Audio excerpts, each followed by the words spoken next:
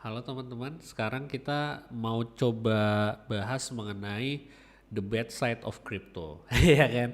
Jadi kemarin udah bagus-bagusnya, sekarang kita liatin apa sebenarnya yang jadi bikin momok di crypto itu dan juga gimana cara kita berpartisipasi, bukan menghancurkan ya, tapi bukan bikin kacau, tapi supaya arahnya lebih baik ya. Oke, kita bakalan ada event seperti biasa. Aku buka dengan event ini. Teman-teman bisa dapat early bird karena dari data engineering kita dapat slot khusus. Ya. Nah, kalau mungkin teman-teman pernah lihat ya, aku pernah bikin LinkedIn seperti ini ya. Kripto itu eh seperti ini gitu. Salah dikit tapi impactnya million dollar dan banyak orang yang kehilangan life savingnya juga kan. Jadi uh, it's like a very dangerous. But setiap hal yang dilakukan tanpa pengetahuan yang cukup pasti dangerous. Misalnya kamu naik hiking gitu ya, suatu gunung, kamu pertama kali, ya udah jelas ya kan probability-nya sukses sampai ke atas itu almost zero ya kan. Tapi kalau misalnya kamu udah pengalaman dan punya alat-alat, packing dan lain-lain ya, udah tahu cara seluk beluknya sama triknya, ya itu nggak risky lagi buat kalian gitu. Itu yang riskinya buat orang-orang yang memang belum pernah melakukan itu dan belum paham gitu ya. Orang yang well educated pun kalau misalnya diterjunkan ke suatu tempat yang memang betul-betul itu bukan dunianya, itu bakalan bingung. Sama kayak ikan kalian suruh manjat itu pasti bingung. Jadi butuh waktu untuk belajar dan adaptasi, dan kalau bisa ada expert yang mendampingin. Itu sih sebenarnya. Nah, jadi pengalamanku ini aku bagikannya. Jadi kita nggak usah cari apa ya, cari-cari masalah atau istilahnya nuding atau satu sama lain. Kita coba liatin apa yang bisa kita lakukan dari sisi engineeringnya. Oke. Oke, nah kemarin itu ada masalah mengenai UST ya, the fall of UST. Ya UST ini artinya stable coin atau kalau misalnya kalian tahu namanya Luna ya.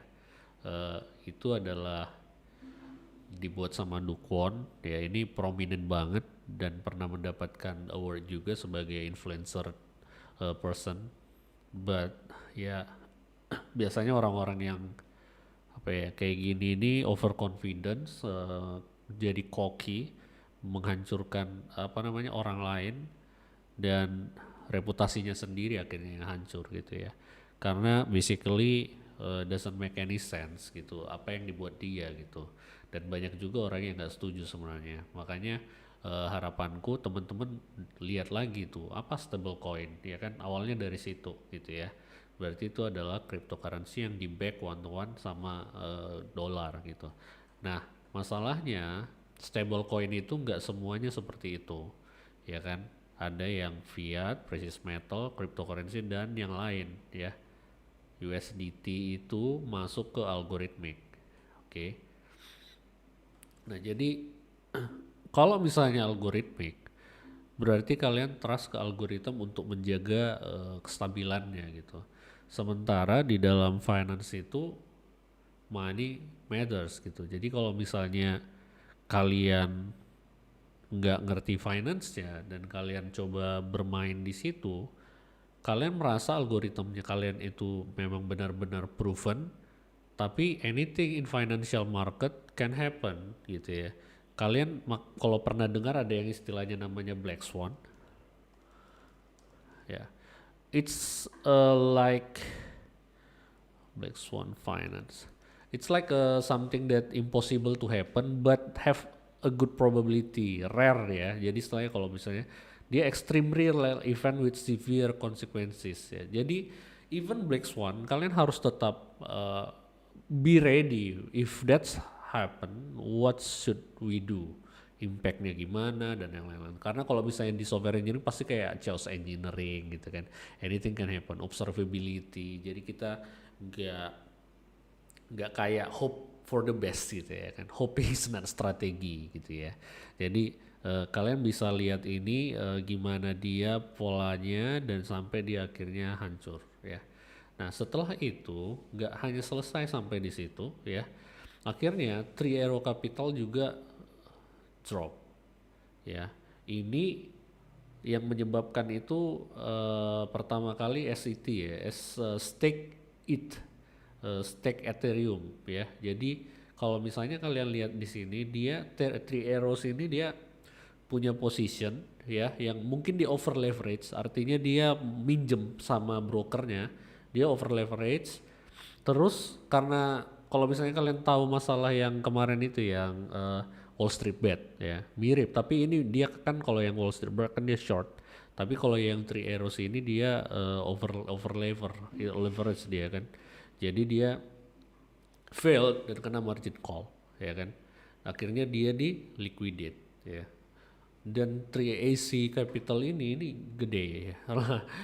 One of the largest and best crypto hedge fund ya, sama kayak Alameda sama yang lain-lain lah, misalnya kayak banyak lah ya kalau misalnya kalian mau lihat Hummingbot State of Crypto Market Making, nanti kalian bisa liatin nah ini mapping landscape. Kalian bisa lihat kalau di sini, nah ini ada Altnomi, ada Alameda, terus apa lagi? Binary Finance, Coinflow, Cumberland yang udah gede. Ini ada Three Arrow Capital. Nih, ya. But ya ada Wintermute juga. Banyak lah di sini, KCP Singapore, dan I don't think this will survive ya kan, dia udah di base buka di Singapura lagi, dia udah di Dubai, tapi ya sad day for them. Jadi masalahnya itu ya mereka overconfidence, risk manajemennya nggak benar gitu. Nah semuanya akhirnya nge-liquidate posisinya dia, akhirnya dia take loss, semuanya itu habis gitu ya. Nah stake ether itu apa gitu ya kan, stake ether itu apa ya, memang itu alatnya apa, speculation gitu ya. Terus sebenarnya nggak hanya speculation, karena trading pasti mostly speculation, tapi dia adalah apa nih, kalau misalnya dilihat ini stake ether ya kan, stake ether artinya kalian bisa stake ya kan, bisa baca di sini ya, dari Lido protokol, karena semuanya di blockchain itu bentuknya adalah protokol, ada standar, ada proposal, baru di approve, baru masuknya ya kan. Untuk trade price to Ether has been changing hand. Jadi ini nilainya setelah ya kita tahu crypto market sekarang lagi turun semua ya. Begitu kolapsnya Terra, ini juga yang lain bakalan keimbas. Akhirnya hancurlah semuanya orang yang shorting itu ya. Ya kan short. Nah, jadi intinya you expect something that's not happen. Jadi overconfidence untuk sesuatu yang akhirnya tidak terjadi gitu. Ini yang bakalan kena yang nge-stack di merge itu kan, apa namanya, the merge itu, aduh lupa aku.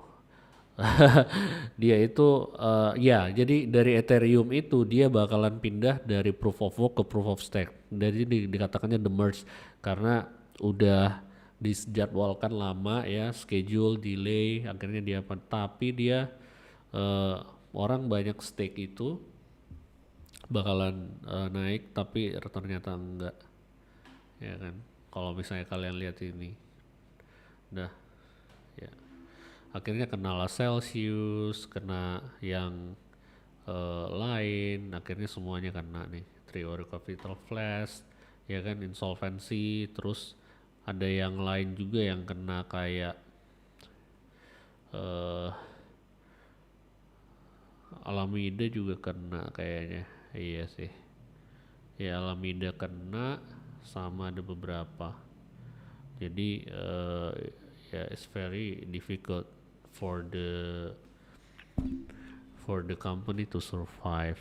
Nah itu yang mungkin sebaiknya orang yang terjun ke kripto itu menurutku melek finance ya, paling nggak belajar dulu itu resikonya apa, ya kan, financial market itu seperti apa, misalnya kayak simple konsep kayak time value of money gitu ya, terus etik di dalam finance, dan juga misalnya trade itu seperti apa mekanismenya, market microstructure-nya. Kalau misalnya di AI ada responsible AI, ya sebenarnya di crypto juga ada yang namanya responsible crypto ya kan. If that's not the things, that let's make it one gitu ya. Jadi ya karena banyak kesalahan manusia juga akhirnya semuanya nilainya itu jadi jelek gitu ya. Kalau misalnya nggak terjadi ya mungkin we are not survive. Tapi seperti yang aku bilang kemarin, yang anti fragile itu whatever doesn't kill you make you stronger. So kalau misalnya mereka yang seperti ini gagal ya, then we have a chance for succeed ya, dengan mindset yang berbeda, dengan kapasitas yang berbeda, dengan konsep kita yang udah di konvensional misalnya data engineering dan yang lain-lain, kita bisa bawa itu ke dalam crypto industry. Jadi harapannya dengan disiplin engineering itu, model-model itu bisa kebawa ke development di sana, dan kalian bisa expand your horizon karena itu global ya, global market, dan boundary-nya nggak ada, which is kalian bakalan dapat exposure internasional ya, itu penting ya. Jadi harapannya teman-teman bisa melihat ini, walaupun ini jelek, anggaplah itu sebagai opportunity for you doing good ya. Jadi jangan pikir reluctant gitu, tapi dengan itu kalian lihat, oh there's a lot of bad people, so I need to act like good people ya kan, I need to act like one gitu in that kind of situation gitu. Nah itu aja sih dari aku ya, karena ini cerita badnya ya, jadi rada sedih. Jadi harapanku sih teman-teman bisa bisa lebih apa ya, lebih banyak belajar, banyak banyak berdiscussion, bertanya, dan selalu apa ya, paranoid lah ya, paranoid, asking a lot of things, knowing things, dan juga nggak underestimate suatu konsep. Yang penting kalian bisa akhirnya mendaki gunung tanpa resiko ya. Ada resiko tapi maksudnya nggak segede resikonya kalau misalnya aku manjat gunung langsung ke atas gitu. Dan itu gunanya kita di community saling bantu membantu. Oke, thank you. See you next time. Kita akan bahas lebih engineering ya, mengenai data engineering on blockchain. Thank you. See you next time.